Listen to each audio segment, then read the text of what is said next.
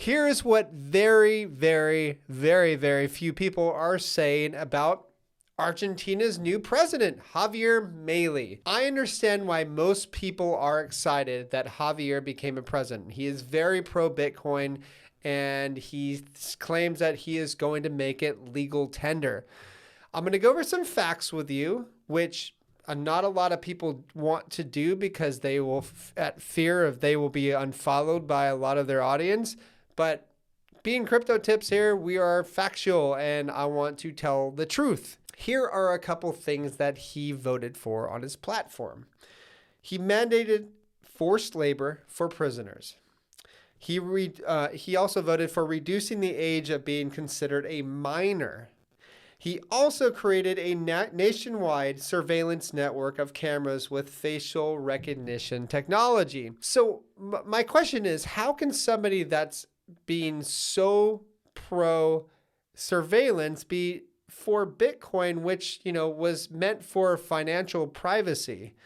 I just don't understand that. Yes, I get that Bitcoin isn't completely private. It's pseudonymous, but still there's a level of privacy that, depending on how knowledgeable you are about Bitcoin, you can create yourself a completely anonymous realm, which is really nice. Now let's go over to Samson Mao. He says Argentina will again become a world power in less than 35 years with a Bitcoin standard.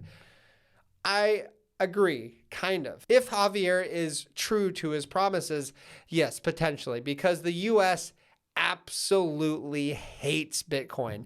They hate it with a passion, as most of you probably already know, if you've been especially if you've been in the crypto space for any more than 2 years. So yeah, this could definitely happen because money flees where it's least restricted. Let's go over to my favorite photo of this guy, Javier. Seems like a really nice guy. There he is. I mean, what a nice photo. He looks really happy. He looks really young too, so I'm sure he's going to have some spunk, right? And he's going to get rid of those central bankers. And of course, a picture is worth 1,000 words. We have also an all-time high for Bitcoin in Argentina. For the Argentinian pesos, it is 13,146,564.01 Argentinian pesos. So definitely people are pro Bitcoin, especially those that are owning it over there, because they are experiencing some crazy hyperinflation. You know what's even crazier is look at this stat. All right, this is from Jeff Curtitus. 44%, or 10 million people, voted for the other guy that created, let's see, 130% inflation.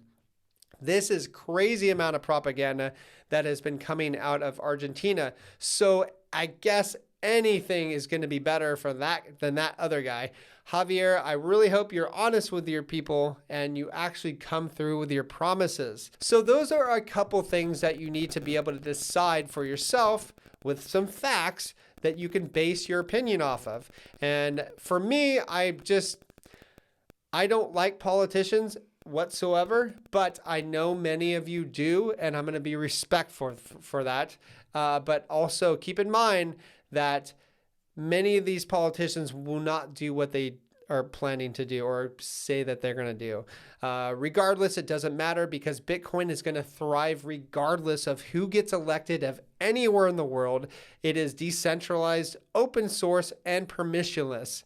And nothing can stop that, right? No amount of people getting elected can ever stop that. And its use case will prove itself time and time again.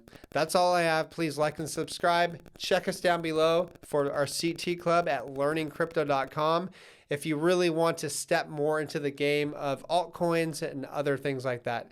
If you want to see what we are investing in. All right, talk to you soon. Bye-bye.